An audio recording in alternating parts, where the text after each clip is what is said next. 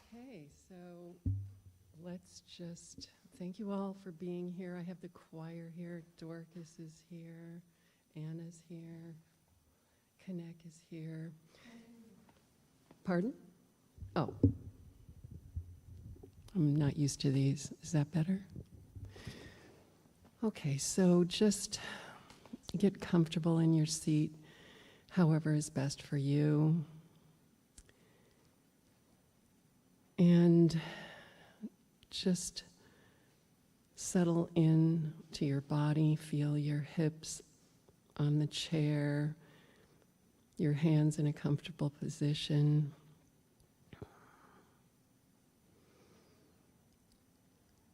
Take a few deep breaths in your own timing.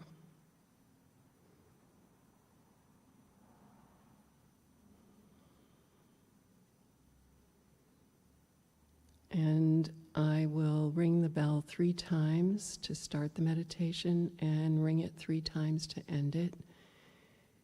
And as you notice your thoughts, just let them go. And on the in-breath, think peace. Bring in peace with each in-breath. And as you exhale, think release. And when the thoughts come in, as Art always says, it's a train. Let it run through the station. Don't let it stop. So peace when you inhale and release as you exhale.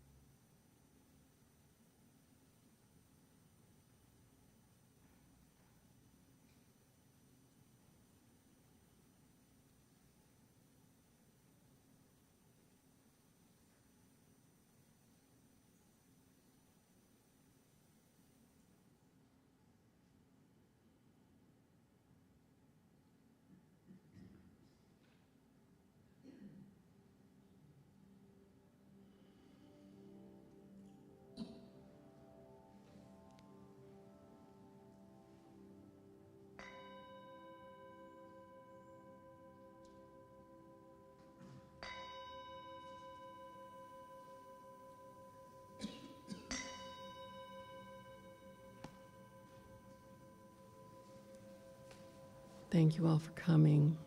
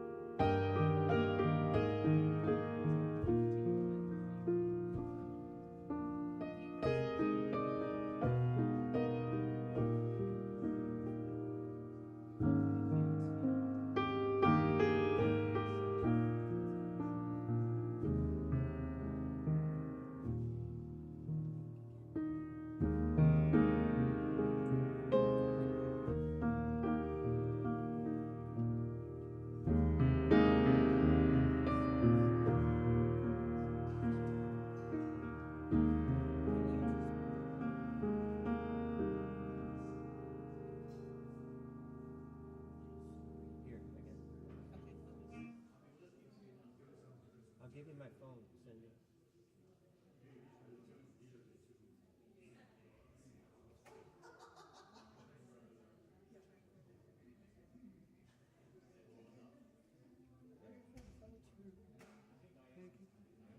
I have the music.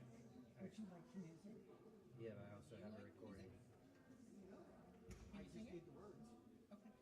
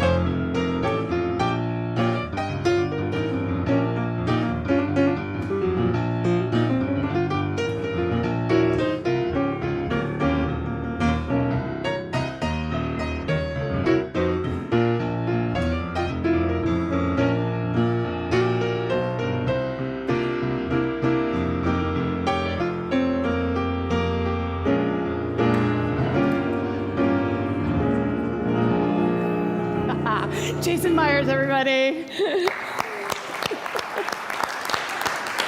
Good morning, everyone. It's my joy to welcome you all here to Unity in Marin. I'm Rev DeeAnn, I'm the senior minister.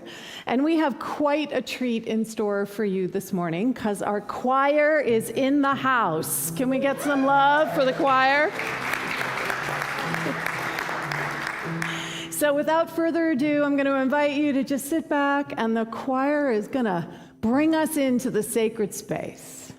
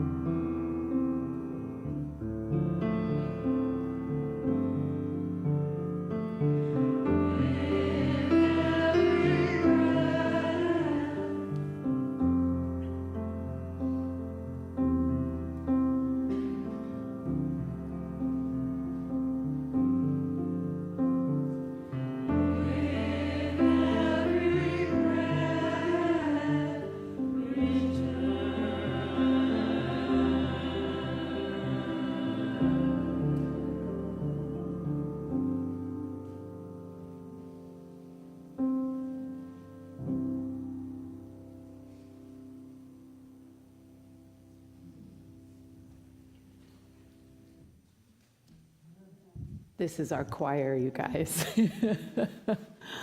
Oh, that was sweet, wasn't it? I'm going to call a play in real time, Connect, right? We're gonna move to the flowers. We're not going to do the think again. We're just going to move forward because I don't want to kill this. So welcome, everyone. This is why we come together, right? This is exactly why we come together in this sacred container. So whether you're watching on the live stream or whether you are here with us in person, I know that you felt that. I know that you felt that container that was being created here. And it's a container that can hold everything. Whatever it is that's on your heart, whatever you're carrying, this space can hold all of it. So we regularly allow people to celebrate. So we're going to add into this space today Don Davies' birthday. We're going to add into this sacred lifting of celebration. They're not here because guess what? They're celebrating his birthday. Nancy says, my strong, tender-hearted husband who makes my life easier. Very sweet. And the flowers, which you will see when the choir moves out of the way, were lovingly put together by Dorcas Higginbotham. So it is our time I keep wanting to go into prayer, you guys, right? Because we created this beautiful space. If you'd like to be part of Text in Church, you can join by texting welcome to 415-991-7111. You can also text Loop. I do respond to those texts, so if you want to reach out to me, that's a way that you can do that as well. I am now going to invite the prayer chaplains to rise. I'm going to invite the prayer chaplains to hold sacred space through the choir song because we're going to go right into prayer right out of the song. So if you are a prayer chaplain, if you are in Maritai, if you are someone who anchors sacred space, please rise. I'm going to invite Melanie Carter to come forward with the prayer box. So we're creating a sacred container for whatever it is that you carry in your heart, the joys, the challenges. We get to do this together as a community. That's the power in that. So I'm going to invite everybody to allow this song to continue to transport us into the I am that we all are.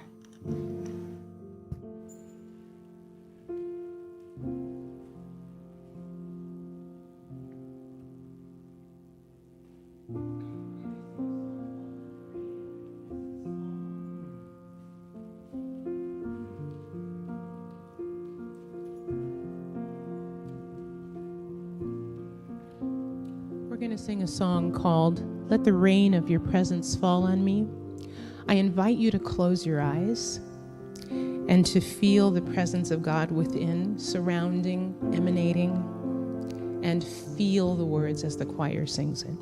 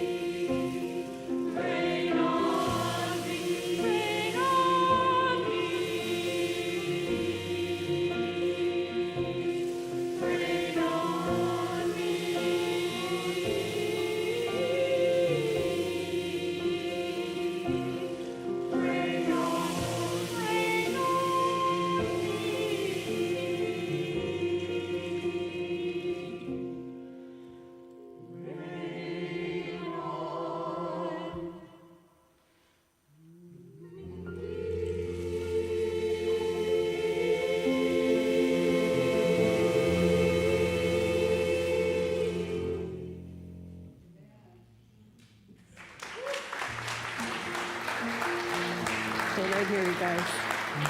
Yeah, go ahead. You're already leaving. So we breathe into this space, this place that is the wholeness that we are. We breathe and we allow ourselves to be breathed into this sacred container.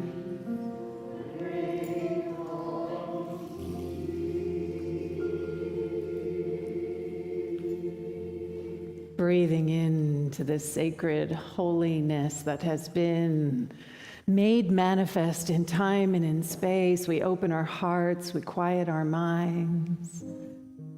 We welcome the stillness. We are allowing this field of prayer to reveal itself right now. Renewing, refreshing, reigniting our understanding of the truth of our beingness. In this moment, being willing to be made new. In this moment, saying yes to being a larger container for ourselves, for the world. A container that is large enough and deep enough and wide enough to hold everything and anything. So we place in this sacred container all that we're carrying on our hearts, all that we are seeking to know the truth about.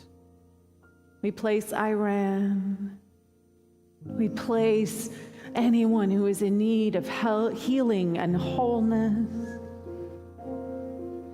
We place this magnificent country, and we see and we know that wholeness is making itself known right now, even if it doesn't look like it.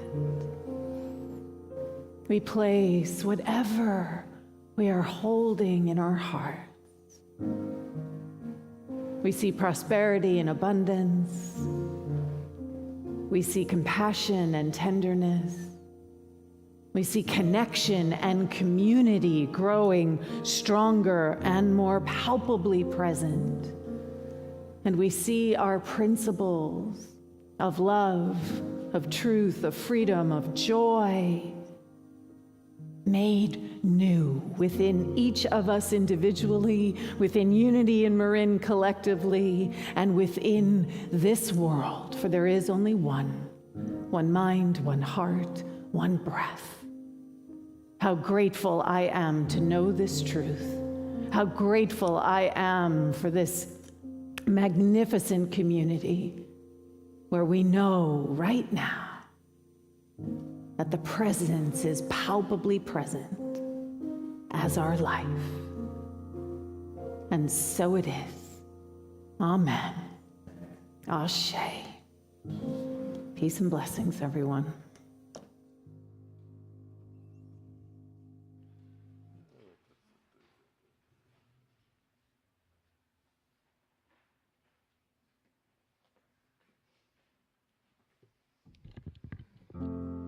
Cameras, got to get the good side.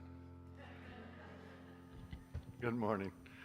I'm Tom McAuliffe, and wow, prayer. It is truly at the heart of our practice here at Unity and Marin, and we have many opportunities for you to receive prayer support. One of the simplest way is to just call the office at 415-475-5000, extension 0. Someone will respond to your prayer and will hold you in prayer for 60 days. Just take a breath and bring that in, knowing that you're being loved and honored and cherished now and always. On the screen behind me, you'll see our mission statement. Let's state this together. We are a spiritual community committed to authenticity and expression of love and support for each other in living an awakened and enlightened life. And we have 3 core commitments here at Unity and Marin. Let's state these as well. As a spiritual community, We connect with Spirit, inspiring each other, the community, and the world. We grow in consciousness through education, healing, and prayer, and we serve Spirit, community, and the world with love, joy, and a sense of adventure. Amen. And now I'd like to invite Ann Pirelli to come forwards to read our inspirational reading for today. Thank you, Ann.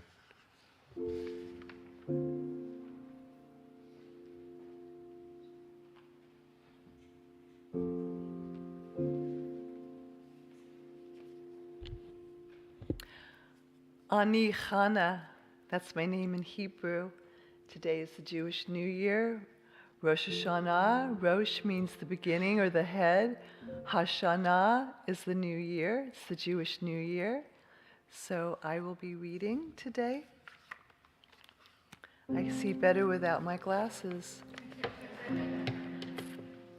It's now the time for our inspirational reading, a time to let these words become part of your morning reflection, your morning meditation or prayer.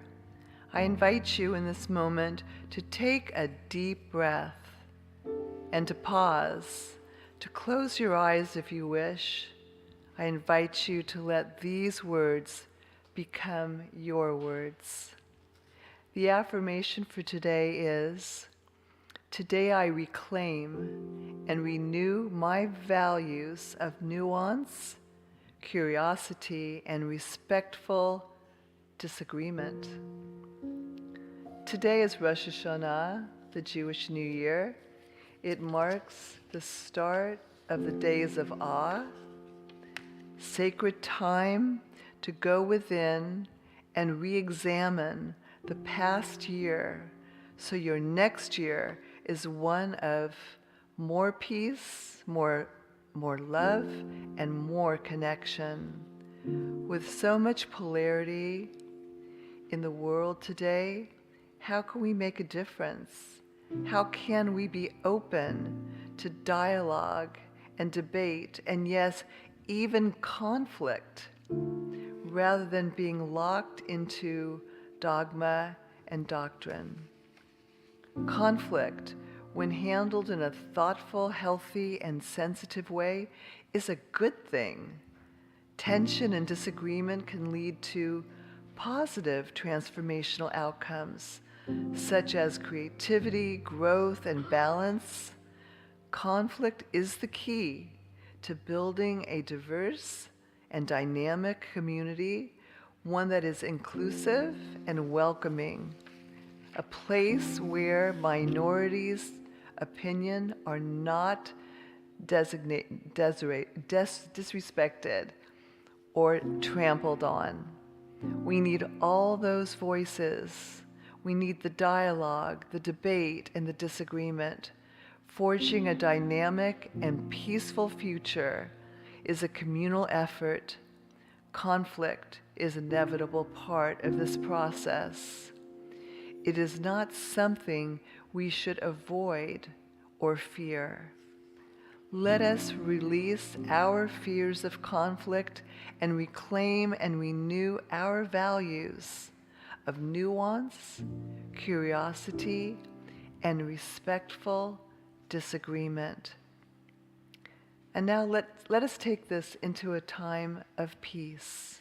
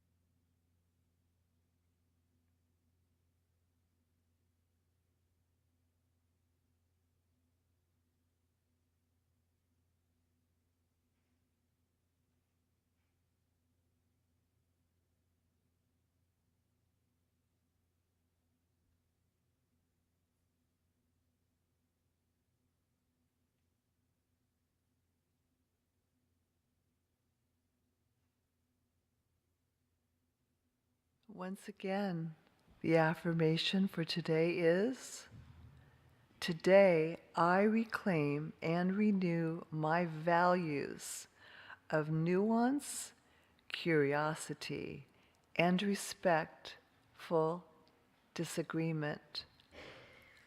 May we say it together? Today I reclaim and renew my values of nuance, curiosity, and respectful disagreement. Thank you.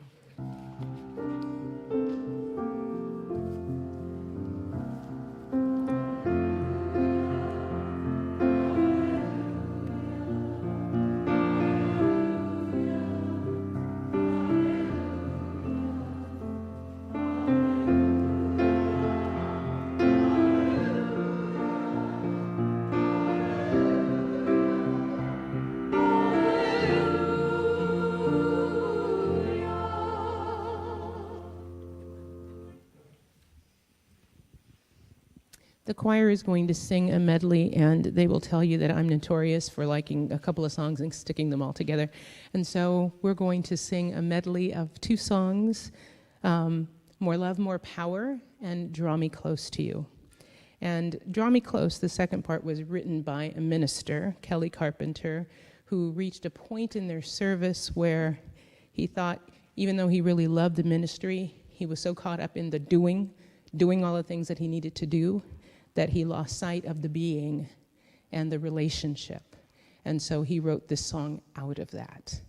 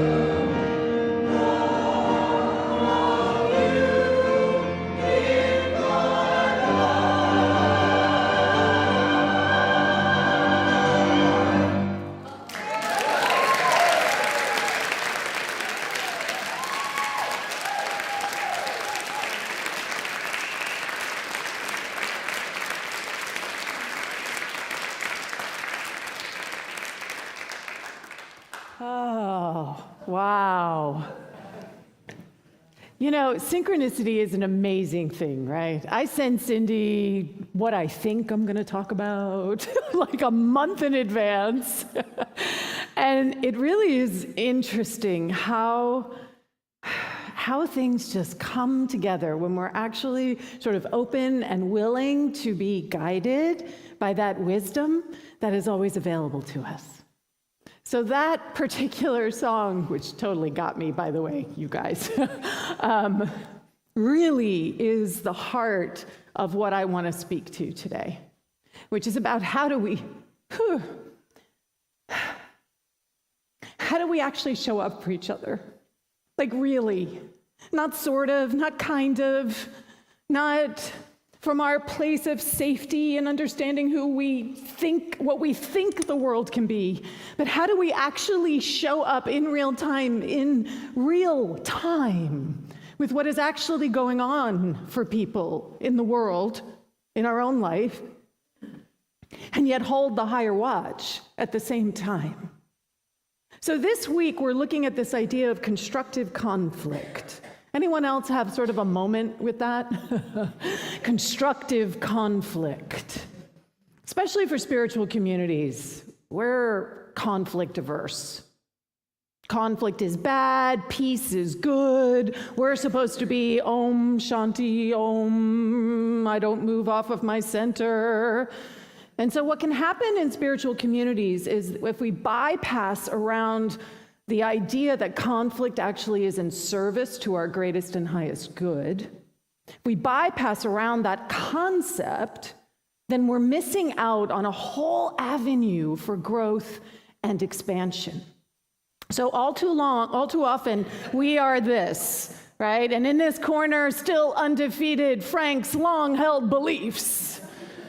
And you can see, anybody ever feel like that? Oh no, I'm not moving off of this position. I know I'm right.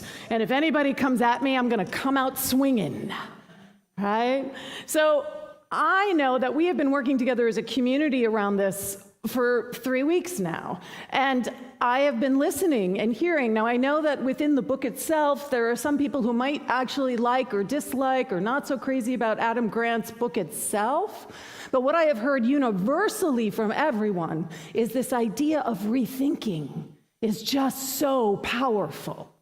And that is what we're focused on, right? We are focused on what does it mean for us to move past our thoughts and our beliefs, and we have been talking about how we get stuck in these modes where I am right and you are wrong, or, oh no, I don't want anybody to not like me, so I'm gonna say whatever they want to hear in order to make it all peace, love, and understanding. But it's not real. It's not real. So he talks about that as the preacher, the prosecutor, and the politician.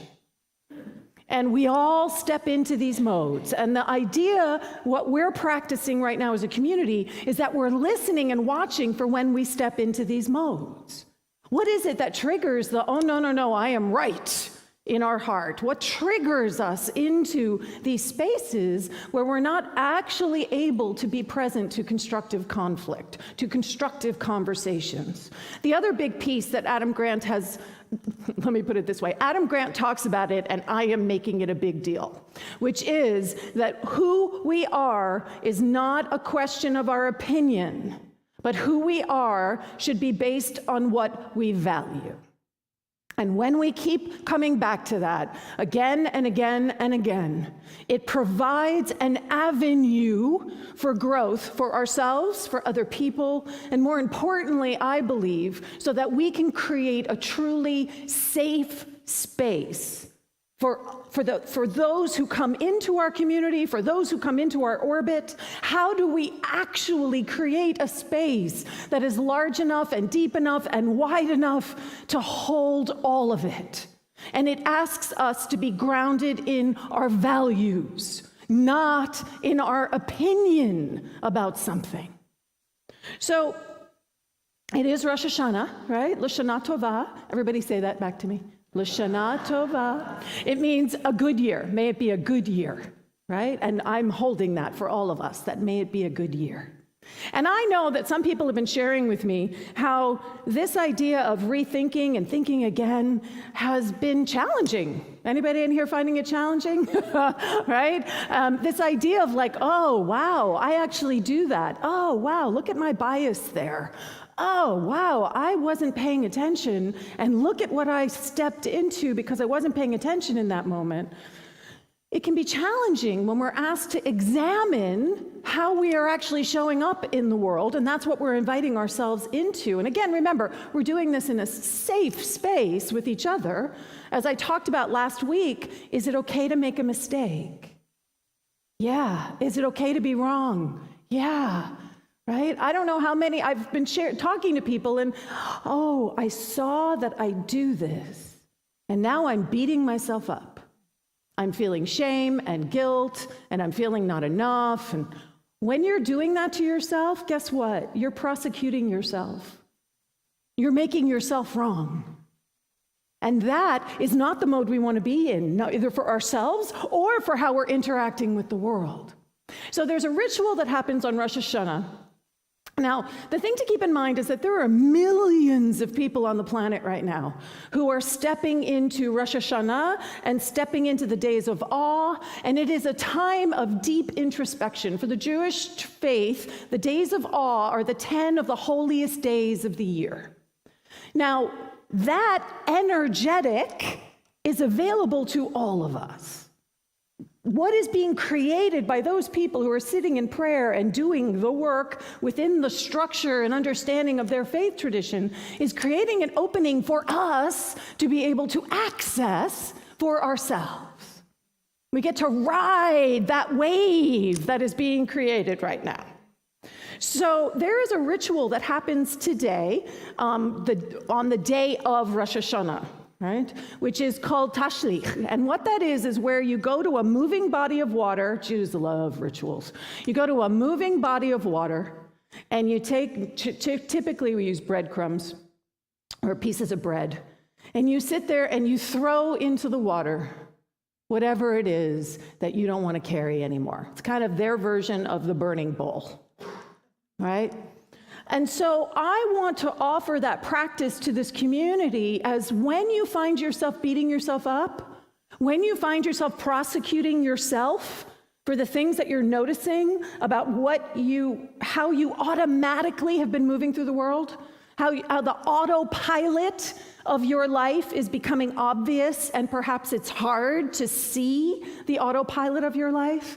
I want you to use that image of taking the shame or the guilt or the I'm not good enough, whatever that story is that gets triggered, and sending it out into the moving waters of consciousness and saying, I can start anew. That is what we believe in Unity, that we can always start anew. But we can't do that if we're not willing to admit that perhaps we were wrong. We can only start anew if we actually pay attention. So we talk about living an authentic life, and it's a big deal for a lot of spiritual communities, this idea of authenticity. And what really struck me about last week's reading, which was all about imposter syndrome and all of that, right? Everybody remember what we were looking at last week? What came through for me through Cindy's wonderful Getting Real with Race, combination of Getting Real with Race and the book study, which is drop-in, by the way. So anybody who wants to just drop in addition to your other book study, you can drop into Cindy's and you can get a different flavor of where the focus is. But what became very clear to me was that the theme of that was really about how can we live our most authentic self? How can we show up in the world with the most authenticity? And when imposter syndrome, and let's be really clear, imposter syndrome is not a real syndrome. It's not some, clinical diagnosis, right? It is something that has been created in popular culture to explain a phenomena that so many of us feel, particularly those of us who are part of some sort of minority. There is this sense that nothing we do will ever be good enough. There is this sense that no matter how hard we try at something, it will never be good enough. Now, the tricky thing about what Adam Grant is putting forward and what society, I put that in quotes, says about imposter syndrome is that it somehow makes it about me. It's my problem that I feel like an imposter. It's something that I need to address within myself, that I feel like an imposter. Is that really true? Do we live in a vacuum? Do we experience life in a vacuum? Is it really on me that I might feel as a woman, as a queer person, that there are things that have been challenged about my sense of self, that I have been told are not real, that my relationship isn't real, that my love isn't real, that my understanding of how I love has no value in the world? It's toxic. It's a toxic culture, and that culture is what makes me feel like an imposter. Does everybody see that? And it's huge. I mean, this was such an aha moment for me. I totally got to think again. Because so much of what we teach in Unity is that we are it's us, right? It's us. And that is still true. But we cannot deny that there is a culture that we are swimming in. And if we don't pay attention to that culture, if we don't pay attention to what we're being expected to conform to, then we take it all on personally. And I think it's mine alone. I am the only one that feels like an imposter. Ha! Is that true? No, right? I know that's not true. And I know that even people who live into the power structure, where are my white straight males in here who we love? Let me say that we love you. How many of you have felt like an imposter? Because the standard of what it means to quote unquote, quote, be a white straight male, if you don't live into that, then guess what? You feel like an imposter as well. It's all a construct. Can you feel that? And we don't think of it as a construct. We think of it as the air that we're swimming in and the water that we're breathing, but it is made up.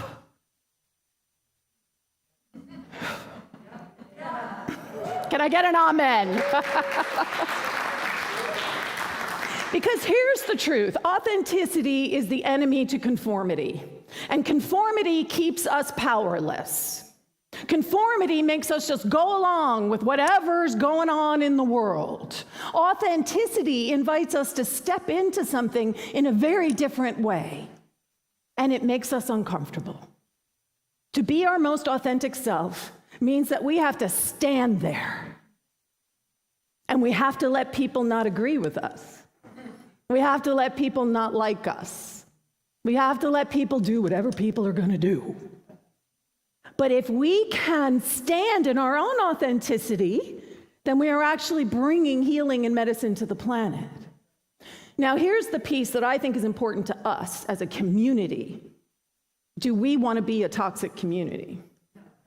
Do we want to be, as a spiritual community that is continuing to perpetuate these ideas about age, about gender, about your sexual orientation, about the color of your skin? We don't, and yet we are all caught in blinders about this. We have to be willing to do the work that says, oh, there's other lived experiences out there. Not just mine.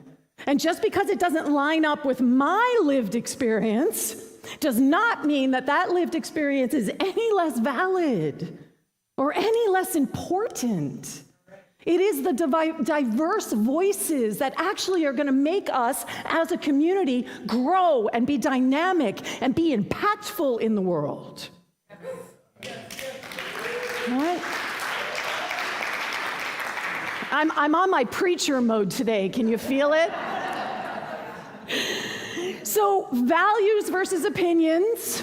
And I really just want you to keep asking yourself, is it really a value that I have? Or is it an opinion that I have? Is it an opinion that I have that somebody who's older than I am knows more than me? Is it an opinion that somebody who's older than me is too old to actually be part of the next wave of consciousness? What are our biases? Where are we engaged in something that is limiting not only us, but the people who we're interacting with? That age thing hit a button out here. I can see people reacting, right? But it goes both ways.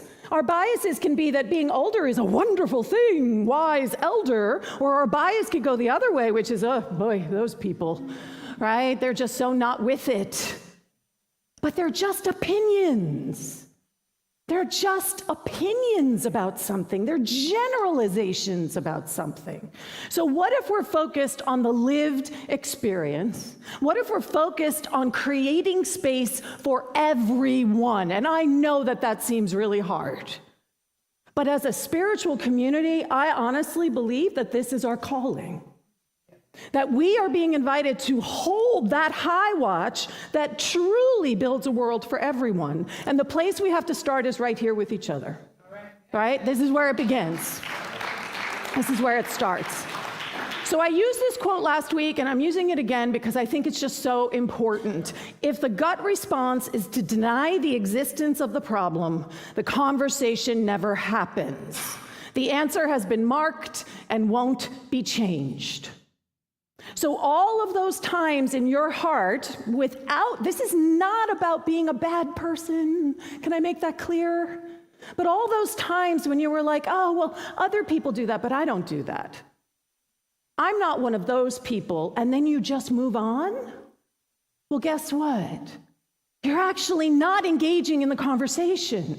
You're not actually engaging in what is it that's going to make this place a better world. I am blessed that I have a wife who is of color. And I thought I was enlightened about race. And let me tell you, after living with a woman of color for 18 years, I can tell you that I have been learning a lot. Every single day. Her lived experience is something that I'm not even, I'm living it adjacent. And yet, it has profoundly impacted me because it impacts her, and I love her, and I don't want her to be in pain. I can't tell you the number of places. The big one is we go into restaurants, we sit down, and waiters ignore her. They only talk to me, right? They only talk to me. They'll come up to the table, and they'll just tell everything to me. And when she finally made me aware, I guess Cindy wants to give an amen to that, right? When she made me aware of it, because I really wasn't paying attention, I wasn't. When she made me aware of it, I first noticed it, and I was like, oh, wow, this is crazy. Number one, that I didn't see it, and number two, that it's even happening. So then what do? Do I just say, well, there's nothing to be done about it? No, well, you guys know me. That's not what I do, right? So if we're sitting down, there's lots of ways that I've learned to sort of navigate this. One of this is if they're just talking to me and they're not talking to her, all I do is look at her. All I do is look at her. I refuse to look at the waiter. All I do is look at her. And eventually, they start looking at her. Because clearly, I am looking at her, right?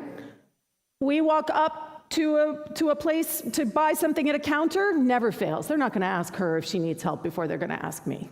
They're always going to ask me first. And I will just say, ask her.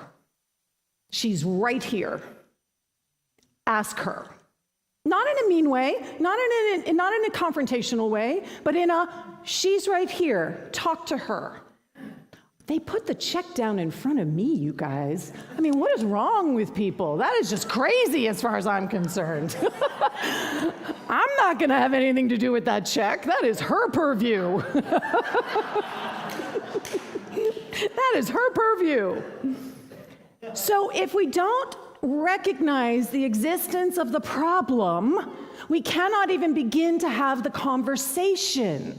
We cannot begin to even have any sort of shift or change. And let me say this too. It's like what I'm inviting us into is to be able to say, I see you, I respect you, Tell me more, and I can think again. That's what I'm inviting us into. I see you, I respect you, tell me more, I can think again. Because we all have a role that we can play in truly making this a world that works for everyone. Even if it's as simple as a waiter that won't look at her being a waiter that I will not engage with. That is as simple as, and it gets awkward, and that's okay. I'm okay with the awkwardness. Right? I'm okay with the awkwardness of that. Like just looking at her. It's really fascinating watching how it forces a different dynamic to happen at the table. So constructive conflict is respectful, always. That's really the foundation of it, is it's respectful. We're not coming from a place where we think the other person is an idiot. We're not coming at it from a place of, I'm right, you're wrong. We're coming at constructive conflict from a place of respect. We are also coming at it from a place where we are looking for commonality. So in the chapters, they talk about the negotiators and the really excellent negotiators versus the average negotiators. The difference is that the excellent negotiators are looking for the places of connection. They are looking for the places where there is agreement, so that from there you can begin to move and shift. Both parties can begin to move and shift into a new understanding, so that we're open to new ideas and new perspectives. This came, Cindy Hall, thank you for this. So this is a rule from where? It came from Shay. Thank you, Shay. You're not here today, but thank you. I've added this, I'm going to add this into all the book study agreements, class agreements. So in your book studies, I want you to add this in. I've been reaching out to facilitators, which is assume good intentions. No matter what people say. That waiter who is ignoring my wife isn't necessarily doing it because they are an overt racist. They are doing it because our culture is toxic and has taught them that I somehow, with my lighter skin, have more value than my wife does. It's not that that person is evil or bad or any of that. Can we assume good intentions? Now, that doesn't mean there aren't people out there without good intentions. But can we start from the place of assuming good intentions? Especially, look around at each other, right? Especially within our own community. Can we give people the benefit of the doubt? Can we give them the space to be wrong? Can we give people a space to make mistakes? Because guess what? If we give it to them, we're also giving it to ourselves.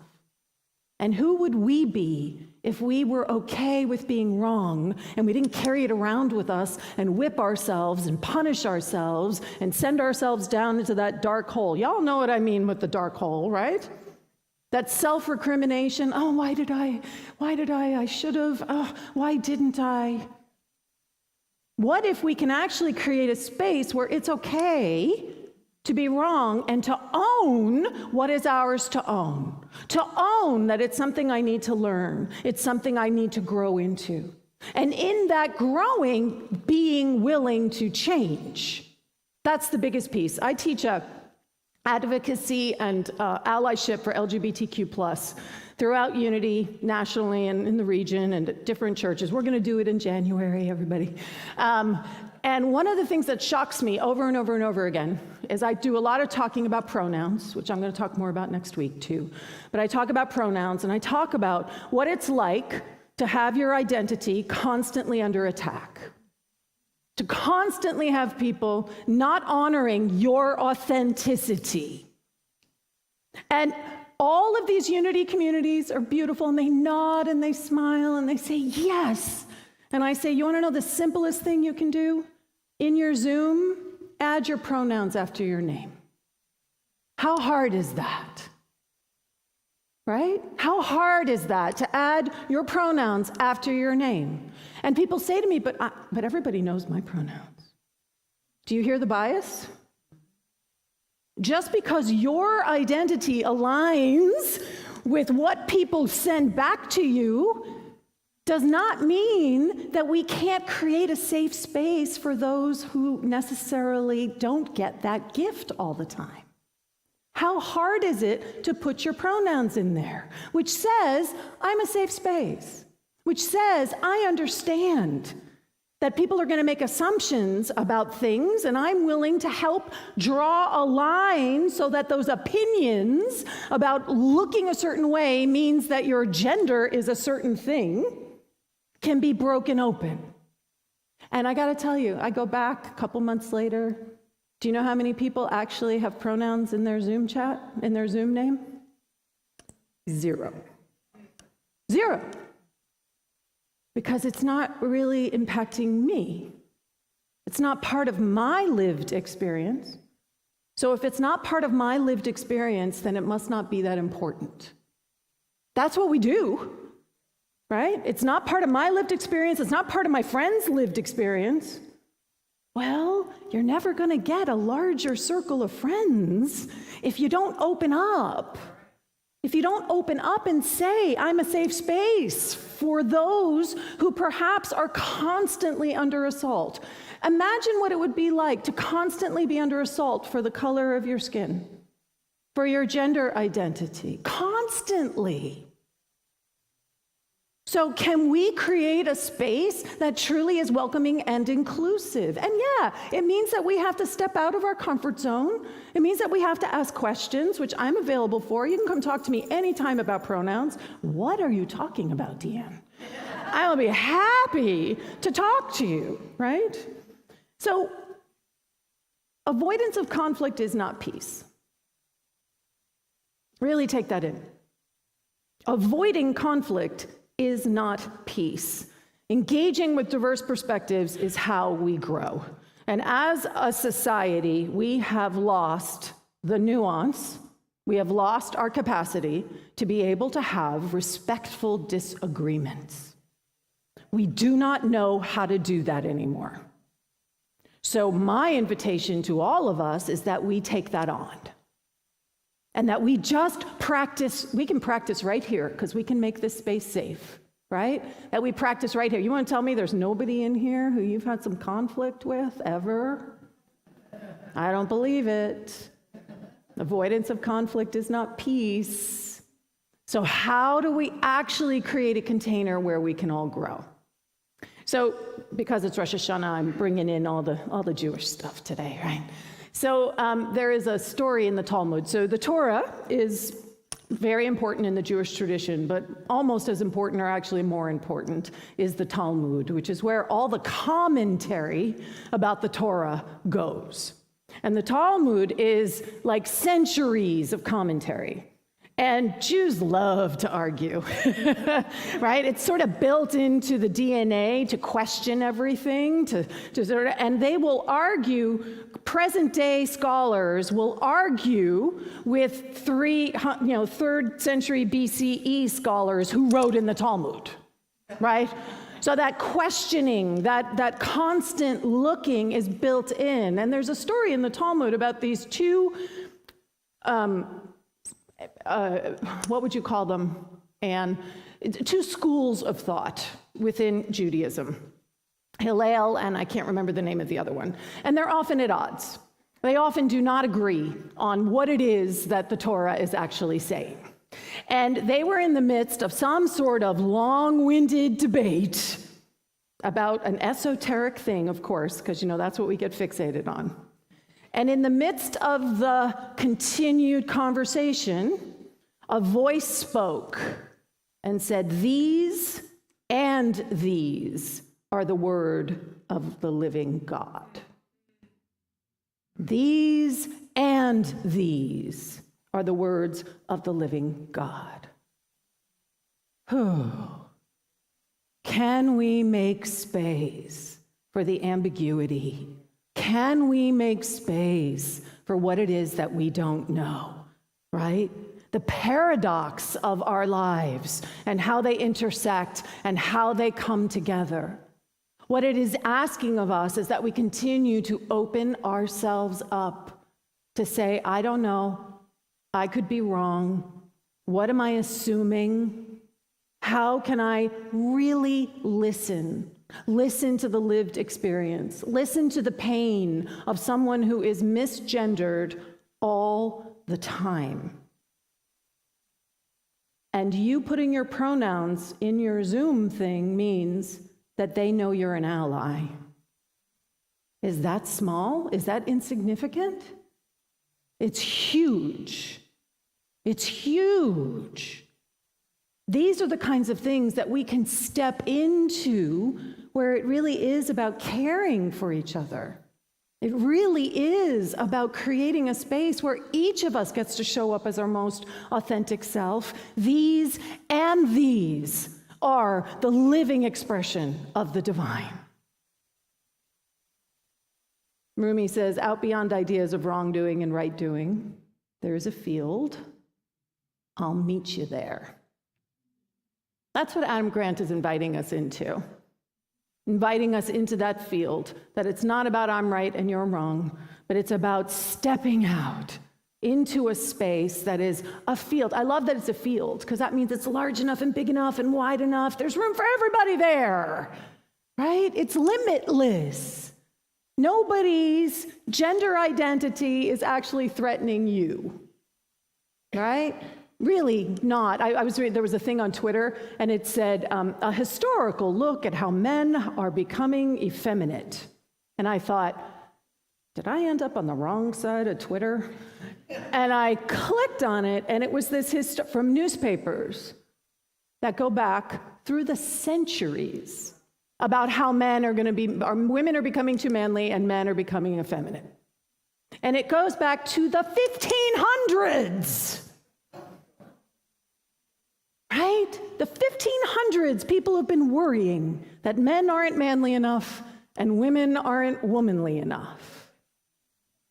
Now, if that's not a construct that needs to be propped up over and over and over again, I don't know what is. Right? Right? So that field is where I'm going to invite all of us to meet each other. So take a breath with me. I'm going to invite the choir to come on up while I'm doing the affirmations.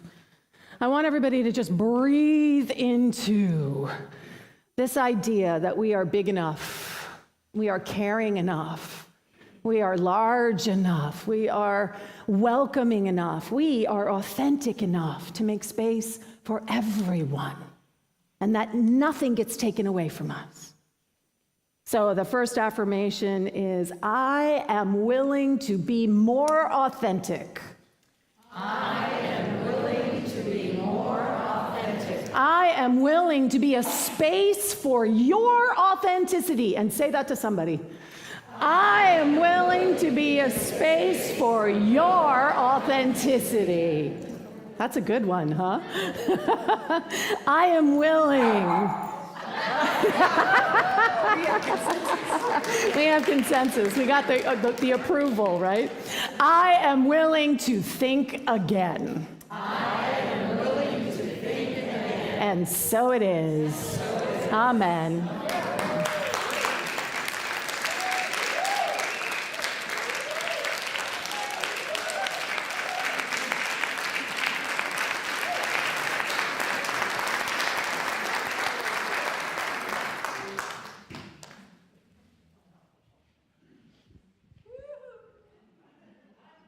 Thank you, DeeAnn. So we're going to sing a song called Make a Joyful Noise. And in ancient Hebrew, the word is ruha, and it technically means to shout in applause or to cry out in triumph. And so I'm going to call on you to get out of your constipated self and to feel comfortable to shout in applause or cry out in triumph as we sing Make a Joyful Noise. Noise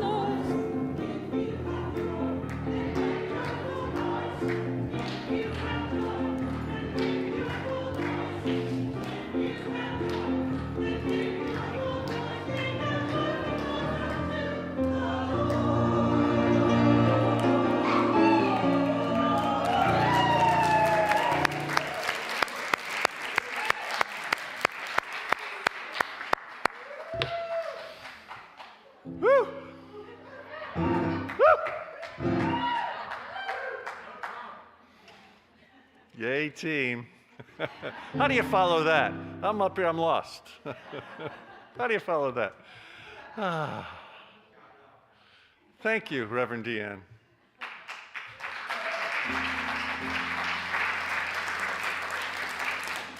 And thank you, Cindy, and thank you, Jason, and thank you, choir.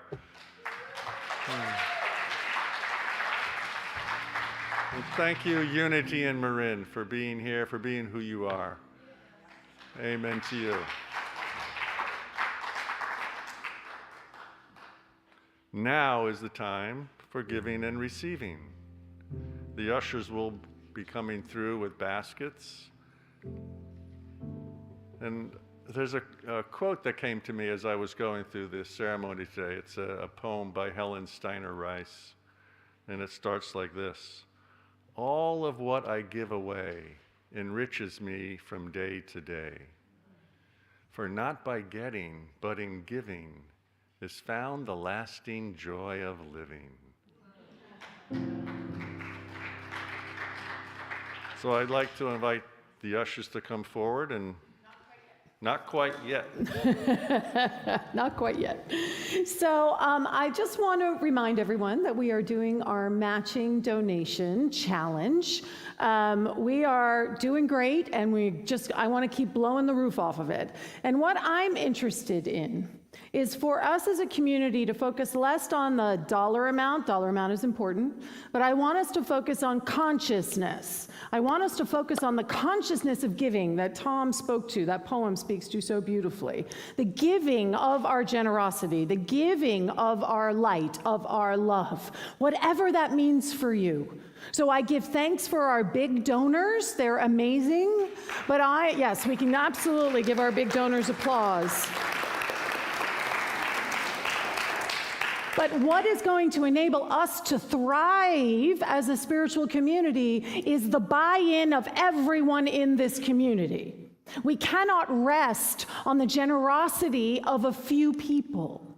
That is not the recipe for a successful endeavor in any way, shape, or form. So my goal that I would love for us to, as a community, to say yes to is that when we finally unveil the final amount on October 30th, that everybody who is sitting here is able to say, I was a part of that. I was a part of that.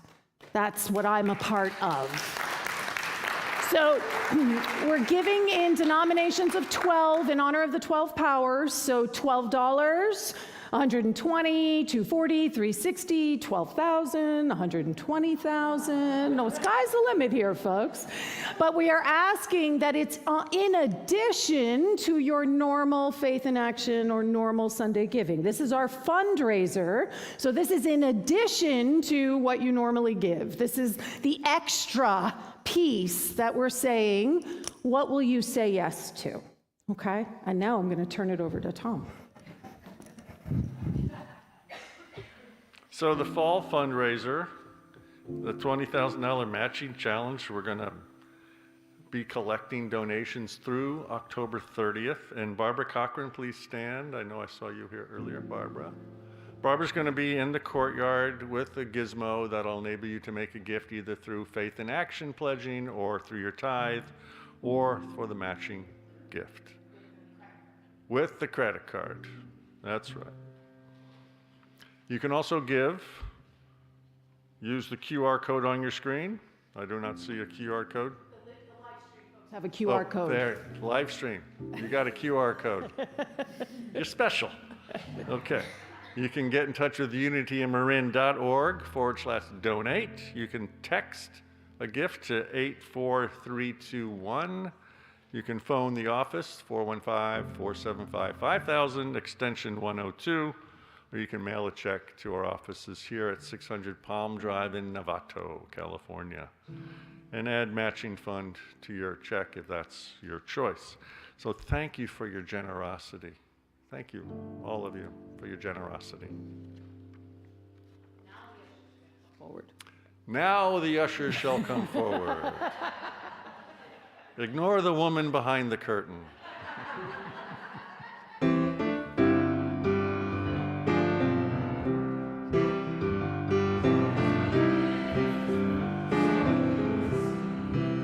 Richly we live in one golden weave.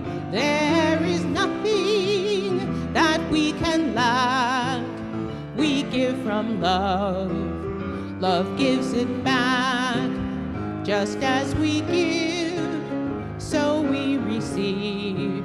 Richly we live in one golden weave. There is nothing that we can lack. We give from love, love gives it back. Just as we give, so we receive. Richly we live in one golden weave. There is nothing that we can lack. We give from love, love gives it back. We give from love, and love gives it back. Truth. After the service, we welcome you to join us in the courtyard for hospitality. Please exit to the side door here. Reverend DeeAnn will greet you there, and look forward to seeing you in the courtyard. Reverend DeeAnn's going to talk about Faith in Action Connection Circles. So today, you guys, at noon, and this is going to be hybrid, so if you want to join through Zoom, you can do that by finding the link on our website. We are going to gather together, and we're just going to share why, understanding our why. Why is Unity in Marin important? What does it give us? What does it bring to our life? I'm interested in hearing your stories, and I have a feeling you guys will be inspired and touched by listening to other people's stories. So we're doing it today, and if you can't make it today, we're also doing it on October 9th. We're doing it on 2 days. You don't have to come to both. You can, of course, but you don't have to come to both. All right? That's today at noon. That's today at noon, and then next Sunday at 11:45 after services here in the sanctuary, there'll be the opportunity for Biodanza with Tim Lawrence. And this is simply gentle movement for all ages. It's a lovely experience, $20 suggested love donation. We also have an opportunity for affirmative prayer in the 21st century. I asked Reverend DeeAnn in our meeting before the service today to give me an example of what that was, and I thought she'd say something simple. Oh, you know, Tom, like I am prosperous or I am healthy. No, it's so much more than that. It is totally a process of aligning with spirit, deepening connection, and owning your goodness. So this is offered through Unity Worldwide. It'll be offered in the community in the years to come by Reverend DeeAnn directly. But sign up and take advantage of the opportunity to be a part of this. It's Tuesdays, starting on October 4th for 4 weeks, from 5 to 6:30. And if you sign up through the link that's online on the website, you get a nice discount from the normal price. We have opportunities for more music with Karen Drucker and Deborah Winters. Who would be interested in coming to that? Yes, yes, yes. Wednesdays in the courtyard, and it turns out it's rain or shine. If it's raining, we're going to bring you inside. So participate for that. That starts on the 12th at 7 p.m. And then a very special opportunity, not so special, it's just a wonderful opportunity for women to get together to drum and chant together with Karen Drucker. And this is for everyone who identifies as female. So please show up. It starts on Wednesday the 19th from 7 to 8:30, a drum circle. And that'll happen throughout the fall and into the winter on the third Wednesday of the month. And then Reverend DeeAnn, you got to come back up. And just so everybody knows, this drum circle with Karen Drucker, we're doing it in collaboration with Golden Gate Centers for Spiritual Living. So it's something that we're going to be running the third Wednesday of every month. The idea is going forward. So come out, show up, you get to drum and chant with Karen, and it promises to really be a great time. She's amazing. If you haven't experienced Karen doing chanting and with her, she really is incredible. It'll be a transformative experience. Cynthia's coming. Reverend Cynthia is coming after all the work that she's done. So she did create an assessment of where she sees the community right now. There are some in the lobby. There are some out on the table out in the courtyard. It was emailed out to everyone as a PDF as well. So if you don't have it, look for it. Come let somebody know, and we'll make sure you get your hands on it. She is going to be here Thursday, October 20th through Sunday, the 23rd. And she is going to do a meet and greet with her on Thursday, October 20th from 7 to 9 p.m. And she's going to lead a workshop for the entire community, which is embracing the transformative power of community.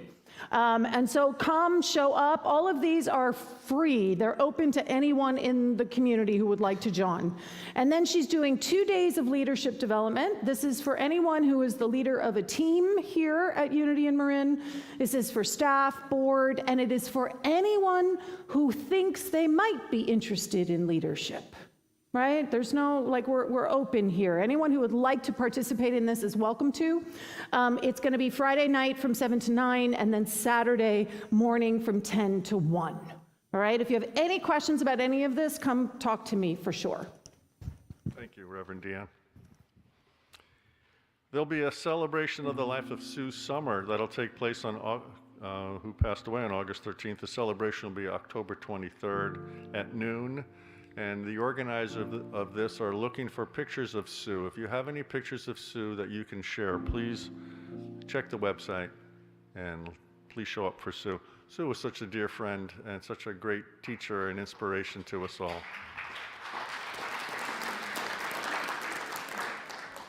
We love you, Sue. And if you'd like to sign up for our classes and events, you can scan the QR code, and that'll take you right to the webpage for all the events. May I ask the Unity and Marin Prayer Chaplains to please rise. Make yourself known. Show up. Here we are, sweetness and light, present and available to us to hold you in confidence in your deepest prayer. And they're here in the sanctuary after services. Please seek them out. And the children are nearby. Are there children? Yes, they're children.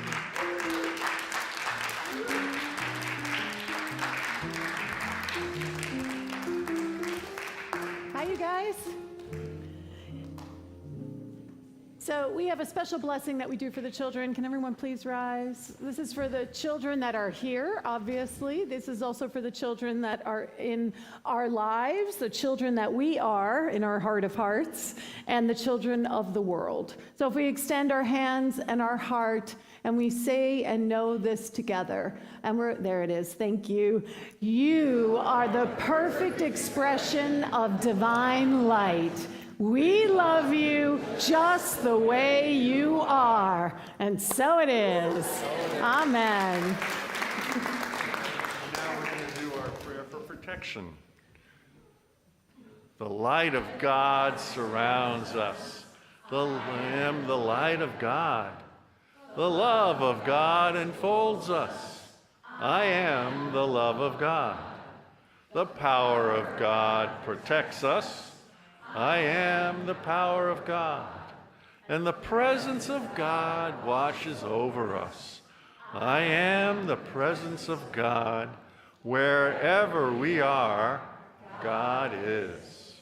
And let us now sing our peace song.